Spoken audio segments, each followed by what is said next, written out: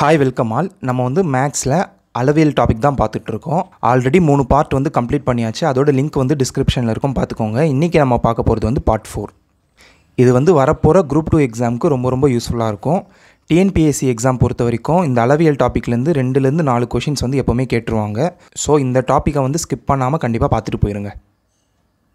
அளவியல் வந்து 2 பார்ட்டாக பிரியும். ஒன்று வந்து பரப்பளவு கண்டுபிடிக்கிறது, அது வந்து 2Dன்னு சொல்லுவோம். நெக்ஸ்ட்டு கொள்ளளவு, அதாவது வால்யூம் கண்டுபிடிக்கிறது, அதை வந்து 3Dன்னு சொல்லுவோம். நம்ம வந்து ஃபஸ்ட்டு பரப்பளவு தான் பார்த்துட்ருக்கோம், அதாவது 2D ஸ்ட்ரக்சர் தான் பார்த்துட்ருக்கோம். ஆல்ரெடி பார்ட் 1ல் சதுரம் கம்ப்ளீட் பண்ணிட்டோம், பார்ட் 2ல் செவ்வகம் பார்த்துட்டோம், பார்ட் 3ல் வந்து சாய் சதுரம் பார்த்துட்டோம். இந்த வீடியோ நம்ம பார்க்க போகிறது வந்து இணைக்கரம். இது 3மே நீங்கள் தரவாக பார்த்தீங்கன்னா இது வந்து ரொம்ப ஈஸியாக இருக்கும். இதுதான் இணைக்கரமோட டயக்ராம். இதை வந்து நம்ம லென்த்துன்னு எடுத்துக்கலாம், அதாவது லென்த்னா நீளம்னு எடுத்துக்கலாம். ஸோ எல்லுன்னு அதை மென்ஷன் பண்ணுறோம். இதை நீங்கள் பிரெத்துன்னு எடுத்துக்கலாம். அது போக இங்கே வந்து இதை ஹைட்டுன்னு எடுத்துப்போம், உயரம்னு எடுத்துப்போம்.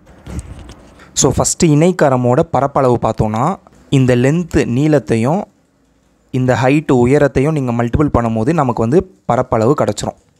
பரப்பளவு ஈக்குவல் டு L × H. செவ்வகம் பொறுத்த வரைக்கும் இதை வந்து லென்த்துன்னு சொல்லுவோம், இதை வந்து பிரெத்துன்னு சொல்லுவோம், அகலம்னு சொல்லுவோம். ஸோ செவ்வகமோட பரப்பளவு வந்து இந்த எல்லையும் பியும் நீங்கள் மல்டிபிள் பண்ணும்போது இந்த பரப்பளவு வந்து நமக்கு தெரிஞ்சிடும், L × B. இணைக்காரம் வந்து அதே மாதிரி L × B பண்ணிடக்கூடாது, L × H தான் எடுக்கணும், லென்த் × ஹைட்டு. நெக்ஸ்ட்டு சுற்றளவு. சுற்றளவு பொறுத்த வரைக்கும் இணைக்காரத்துக்கும் செவ்வகத்துக்கும் ஒரே ஃபார்முலா தான் வரும்.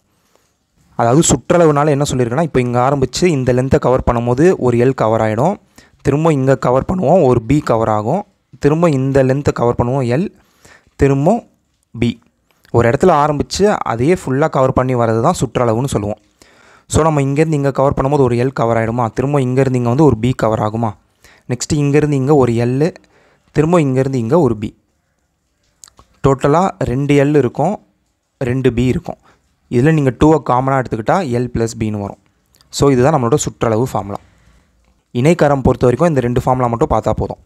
நெக்ஸ்ட் இணைக்கரத்தை பொறுத்த வரைக்கும் ஒரு சில ப்ராப்பர்ட்டிஸ்லாம் இருக்குது. இதை வச்சு டிஎன்பிஎஸ்சியில் நிறைய வாட்டி கொஷின்ஸ் கேட்டிருக்காங்க. ஸோ பார்த்து வச்சுக்கோங்க. ஃபஸ்ட்டு என்ன சொல்லியிருக்காங்கன்னா, எதிர்பக்கங்கள் இணையாகும்னு சொல்லியிருக்காங்க. இப்போ இப்படி ஒரு ஷேப் எடுத்துக்கோங்க. இதில் வந்து இதுவும் தானே எதிர்பக்கம், ஆனால் இது இப்படி இருக்குது, இது இப்படி இருக்குது. ஸோ எதிர்பக்கம் வந்து இணையாக இல்லை. ஆனால் இணைகாரத்தில் பாருங்கள், இப்படி ஒன்று இருக்குது, நெக்ஸ்ட்டு இந்த சைடில் இப்படி ஒன்று இருக்குது, அதே மாதிரி மேலே இப்படி ஒன்று இருக்குது, கீழே இப்படி ஒன்று இருக்குது. ஸோ எதிர்பக்கங்கள் வந்து இணையாக இருக்குது. ஸோ இதுதான் ஃபஸ்ட்டு ப்ராப்பர்ட்டி. செகண்ட் வந்து எதிரெதிர் கோணங்கள் சமமாகும். இதுக்கு என்ன மீனிங்னா, இப்போது இந்த கோணம் வந்து 70 டிகிரின்னு வைங்களேன், இதோட ஆப்போசிட்டாக இருக்கிற இதுவும் 70 டிகிரி தான் இருக்கும். இதுதான் எதிரெதிர் கோணங்கள். அதே மாதிரி இது வந்து ஒரு 100 டிகிரின்னு வைங்களேன், இதோட ஆப்போசிட் வந்து 100 டிகிரி தான் இருக்கும். இதை தான் சொல்கிறாங்க எதிரெதிர் கோணங்கள் சமமாக இருக்கும்னு சொல்கிறாங்க. நெக்ஸ்ட் தேர்ட் பாயிண்ட் வந்து எதிரெதிர் பக்கங்கள் சமமாகும். அதாவது இதுதான் இணைக்கரம். இதை நீங்கள் 5ன்னு எடுத்துக்கிட்டிங்கன்னா 5 சென்டிமீட்டரோ மீட்டரோ, இதோட ஆப்போசிட் 5 சென்டிமீட்டர் தான் இருக்கும். அதுதான் எதிரெதிர் பக்கங்கள். அதே மாதிரி இது வந்து 7 சென்டிமீட்டர்னு நீங்கள் எடுத்தால் இதுவும் 7 சென்டிமீட்டர் தான் இருக்கும். இதை தான் தேர்ட் பாயிண்டில் சொல்கிறாங்க, எதிரெதிர் பக்கங்கள் சமமாக இருக்கும். நெக்ஸ்ட்டு ஃபோர்த்து வந்து மூலை விட்டங்களின் நீளங்கள் சமம் அல்ல. இந்த எண்டுலேருந்து இந்த எண்டை தான் மூலை விட்டம்னு சொல்லுவோமா. இப்போ இதோட நீளம் வந்து ஒரு 10 சென்டிமீட்டர்னு வைங்க. அப்போது இந்த எண்டுலேருந்து இந்த எண்டு இன்னொரு மூலை விட்டம் இருக்குல்ல, இதோட லென்த்து வந்து கண்டிப்பாக 10 சென்டிமீட்டர் இருக்காது, ஒரு 12, 11 அந்த மாதிரி இருக்கும். இதுதான் சொல்கிறாங்க மூலை விட்டங்களின் நீளங்கள் சமம் அல்ல. 10 இருந்தால் இது வந்து 10லாம் இருக்காது, அது சமம் இல்லைன்னு சொல்கிறாங்க. நெக்ஸ்ட் லாஸ்ட் பாயிண்ட் வந்து மூலை விட்டங்கள் ஒன்றையொன்று சமமாக கூறிடும். அதாவது ஒரு டயகனல் வந்து இன்னொரு டயகனலை இப்படி கிராஸ் பண்ணோன்னு சொல்கிறாங்க. அது நீங்கள் டயக்ராம் பார்த்தாலே தெரிஞ்சிடும். இப்படி ஒரு டயகனல் போட்டு இப்படி ஒரு டயகனல் போட்டாலே இதை கிராஸ் பண்ணி தான் போகும். அதுதான் பைசெக்ட்னு சொல்லுவோம். இணைக்கரம் பொறுத்த வரைக்கும் இந்த 5மே ரொம்ப இம்பார்ட்டண்ட். ஃபஸ்ட் கொஷின் பாருங்கள், ஓர் இணைக்கரத்தில் எது தவறான கூற்று? ஃபஸ்ட்டு எதிர்பக்கங்கள் இணையாகும்னு சொல்கிறாங்க, ஆப்போசிட் சைட்ஸ் பேரல், அது கரெக்டு. நெக்ஸ்ட்டு எதிரெதிர் கோணங்கள் மற்றும் பக்கங்கள் சமமாகும். அதாவது இந்த ஆப்போசிட் ஆங்கிள் சேமாக இருக்கும்னு சொல்கிறாங்க. நெக்ஸ்ட்டு பக்கங்களும் சமமாக இருக்குன்றாங்க. ஆமாம், இந்த சைடும் சேமாக இருக்கும், இந்த சைடும் சேமாக இருக்கும். இப்போ தான் பார்த்தோம்.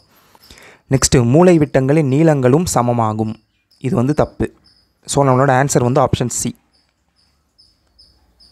இப்போ இந்த மூலை விட்டம் ஒரு லென்த் இருந்தால் இந்த மூலை விட்டம் வேறு லென்த்து தான் இருக்கும். இதையும் நம்ம இப்போ தான் பார்த்தோம்.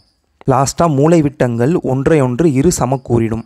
அதாவது ஒன்று இன்னொன்று கிராஸ் பண்ணோன்னு சொல்கிறாங்க, அது கரெக்டு. ஸோ ஆன்சர் வந்து ஆப்ஷன் சி. எது தவறுன்னு தான் கொஷினில் கேட்டிருக்காங்க, அதை நோட் பண்ணிக்கோங்க.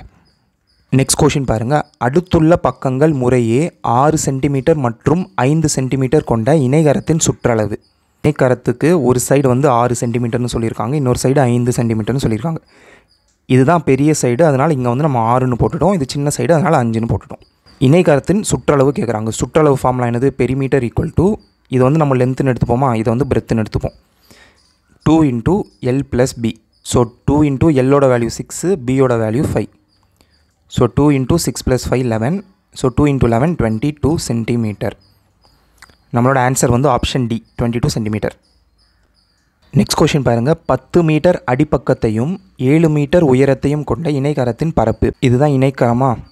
நம்ம வந்து எல்லுன்னு இதை எடுத்துருப்போம், இதை பின்னு எடுத்துருப்போம், இதை வந்து ஹெச்ன்னு எடுத்துருப்போம். இதில் 10 மீட்டர் அடிப்பக்கம்னு கொடுத்துருக்காங்களே, எப்போவுமே இந்த டிஸ்டன்ஸை வந்து அடிப்பக்கம்னு தான் மென்ஷன் பண்ணுவாங்க. இதில் இணைகரமில். ஸோ எல்லோட வேல்யூ வந்து 10 மீட்டர். 7 மீட்டர் உயரம், அப்போது ஹெச்சோட வேல்யூ வந்து 7 மீட்டர். இணைகரத்தோட ஏரியா ஃபார்முலா என்னது? L into H. எல்லோட வேல்யூ 10, ஹெச்சோட வேல்யூ 7. ஸோ 70. எல் வந்து மீட்டரில் இருக்குது, ஹெச்ஓ மீட்டரில் இருக்குது. So metre into metre, metre square. பரப்பளவு ஏரியா எப்போவுமே ஸ்கொயரில் தான் வரும். நம்மளோட ஆன்சர் வந்து 70 மீட்டர் ஸ்கொயர். ஸ்கொயர் மீட்டரும் ஒரே வேல்யூ தான், மீட்டர் ஸ்கொயரும் ஒரே வேல்யூ தான். இதை இப்படி எழுதிக்கலாம் மாற்றி. Next question. 52 சதுர சென்டிமீட்டர், அதாவது 52 சென்டிமீட்டர் ஸ்கொயர் பரப்பளவையும் 4 சென்டிமீட்டர் உயரமும் கொண்ட இணைகரத்தின் அடிப்பக்க அளவு. அடிப்பக்க அளவுனா என்னது? அந்த லென்த்து தான். அதாவது ஹெச் வந்து 4ன்னு கொடுத்துருக்காங்க, ஏ வந்து 52ன்னு கொடுத்துருக்காங்க, எல்லோட வேல்யூ கேட்குறாங்க. நமக்கு ஃபார்முலா என்ன தெரியும்? ஏனா ஏரியாவா, அதாவது பரப்பளவு. அதோட ஃபார்முலா வந்து ஹெச் இன்ட்டு எல். இதில் ஏவோட வேல்யூ 52ன்னு கொடுத்துட்டாங்க, ஹெச்சோட வேல்யூ 4 இன்ட்டு எல். ஸோ இந்த 4 இந்த சைடு கீழே கொண்டு போகலாமா? 52 divided by 4 equal to L. இப்போ இதை கேன்சல் பண்ணலாம். 4 இன்ட்டு 13 தான் 52. ஸோ நமக்கு எல்லோட வேல்யூ வந்து 13 சென்டிமீட்டர்னு கிடச்சிருச்சு. ஸோ ஆன்சர் வந்து 13 சென்டிமீட்டர். Next question. ஓர் இணைகரத்தின் உயரம் 8 சென்டிமீட்டர், அப்போது ஹெச் வந்து 8 சென்டிமீட்டர் மற்றும் அதன் அடிப்பக்கம் உயரத்தை போல் 3 மடங்கு எனில். அதன் அடிப்பக்கம்னால என்னது? அந்த லென்த்து தான். அடிப்பக்கம் வந்து உயரத்தை போல் 3 மடங்குன்னு சொல்லியிருக்காங்க. உயரம் என்னன்னு நமக்கு தெரியும், அந்த உயரம் போல் 3 மடங்கு. அப்போ 8 இன்ட்டு 3 வந்து 24 சென்டிமீட்டர். இப்போ அதோட பரப்பளவு கேட்குறாங்க. சரிங்களா? அதாவது இந்த ஹெச் வந்து 8 சென்டிமீட்டர்னு கொடுத்துட்டாங்க. இந்த அடிப்பக்கம் வந்து இந்த உயரம் போல் 3 மடங்கு. 3 மடங்குனா 8 இன்ட்டு 3 தானே. 8 இன்ட்டு 3 24 சென்டிமீட்டர். இப்போ இதோட பரப்பளவு ஏரியா கேட்குறாங்க. ஏரியா வந்து எல் இன்ட்டு ஹெச். எல்லோட வேல்யூ வந்து 24, ஹெச்சோட வேல்யூ வந்து 8. ஸோ 24 இன்ட்டு 8 வந்து 192 சென்டிமீட்டர் ஸ்கொயர். ஆன்சர் வந்து 192 ஸ்கொயர் சென்டிமீட்டர். நெக்ஸ்ட் கொஷின் பாருங்கள். ஓர் இணைகரத்தின் அடிப்பக்கத்தை 2 மடங்காகவும் உயரத்தை பாதியாகவும் மாற்றும்போது இணைகரத்தின் பரப்பளவு எவ்வாறு மாறும்? ஃபஸ்ட்டு ஒரு இணைகரம் எடுத்துக்கோங்க. இதுதான் அடிப்பக்கம் லென்த்து, இதுதான் உயரம் ஹெச். இதோட பரப்பளவு ஃபார்முலா வந்து எல் இன்ட்டு ஹெச். இப்போது இன்னொரு இணைகரம் எடுத்துக்கோங்க. நான் உங்களுக்கு புரியணும் தான் டயராம்லாம் வச்சு சொல்லி கொடுக்குறேன், நீங்கள் டயராம் எல்லாமே போட்டுடலாம். இப்போ கொஷின் என்ன சொல்லியிருக்காங்க? ஒரு இணைகரத்தின் அடிப்பக்கத்தை 2 மடங்காகவும். இதுதான் அடிப்பக்கமா, இது வந்து 2 மடங்கு ஆகுது. அப்போ எல் வந்து என்ன ஆகுதுன்னா 2L ஆகுது. நெக்ஸ்ட் உயரத்தை பாதியாகவும். உயரம் வந்து ஹெச்ன்னு இருக்குது, ஹெச்சோட பாதி என்னது? h/2 தானே. இப்போ 50யோட பாதி என்னன்னு சொல்லுவோம்? 50/2ன்னு சொல்லி 25ன்னு சொல்லுவோம். இப்போ ஹெச்சோட பாதி வந்து h/2. அப்போது இதுதான் உயரம். இப்படி மாறும்போது இணைகரத்தின் பரப்பளவு எவ்வாறு மாறும்னு கேட்குறாங்க. இப்போ இதோட பரப்பளவு ஃபார்முலா கண்டுபிடிக்கணும். Area equal to L into ஹெச்சா. எல்லுக்கு பதிலாக 2Lன்னு எடுத்துப்போம், ஹெச்சுக்கு பதிலாக h/2ன்னு எடுத்துப்போம். இப்போ இதில் 2 கேன்சல் ஆகும். பேலன்ஸ் எவ்வளோ இருக்கும்னா ஏ ஈக்குவல் டு எல் இன்ட்டு ஹெச்ன்னு இருக்கும். அதாவது இதுக்கு முன்னாடி இருந்த ஏரியா வந்து எல் இன்ட்டு ஹெச், புதுசாக வந்த ஏரியாவும் எல் இன்ட்டு ஹெச். ஸோ எந்த சேஞ்சுமே இல்லை. அப்போ நம்மளோட ஆன்சர் வந்து மாறாது. இது வந்து புக்கில் இருக்கிற கொஷின், பார்த்து வச்சுக்கோங்க. Next question. ஓர் இணைக்கர வடிவிலான மைதானத்தின் உயரம் 14 மீட்டர். அப்போது இணைக்கரம் ஷேப்பில் ஒரு கார்டன் இருக்குது, அதோட ஹைட் வந்து 14 மீட்டர்னு கொடுத்துட்டாங்க. மேலும் அதன் அடிப்பக்கம் உயரத்தை விட 8 மீட்டர் கூடுதல் எனில். அப்போ அடிப்பக்கம்னா இந்த லென்த்து தானே. இது என்ன சொல்லியிருக்காங்கன்னா உயரத்தை விட 8 மீட்டர் கூடுதல். உயரம் வந்து 14, அது கூட ஒரு 8 மீட்டர் ஹைட்டாக இருக்குன்றாங்க. ஸோ டோட்டலாக 22 மீட்டர். சரிங்களா? நமக்கு இப்போது ஹெச்சும் கிடச்சிருச்சு, லென்த்தும் கிடச்சிருச்சு. மைதானத்தை சமப்படுத்த ஒரு சதுர மீட்டருக்கு ரூபாய் 15 வீதம் எவ்வளவு செலவு ஆகும்? இந்த மாதிரி எவ்வளவு செலவு ஆகும்னு கேட்டாலே என்ன பண்ணணும்னு போன வீடியோவில் நான் சொல்லியிருப்பேன்.